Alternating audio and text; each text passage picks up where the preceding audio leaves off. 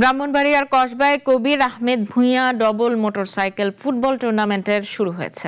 শুক্রবার বিকেলে উপজেলার ৩ লাখ পীর এলাকায় আয়োজিত এই টুর্নামেন্টে প্রধান অতিথি ছিলেন ভূঁইয়া গ্লোবাল ফাউন্ডেশন চেয়ারম্যান ও জেলা বিএনপির অন্যতম সদস্য কবির আহমেদ ভূঁইয়া। কসবা ও আখাউড়ায় ক্রীড়া চর্চার পরিবেশ সৃষ্টি করা হবে এবং মাদকের বিরুদ্ধে সামাজিক আন্দোলন গড়ে তোলা হবে বলে জানান তিনি। জেলা পরিষদের মাঠ সংস্কারের জন্য ১০ লাখ টাকা বরাদ্দের ঘোষণা দেন। উদ্বোধনী ম্যাচে বিনাউটি ইউনিয়ন ফুটবল দল শিকারপুর ইউনিয়ন ফুটবল দলকে পরাজিত করে।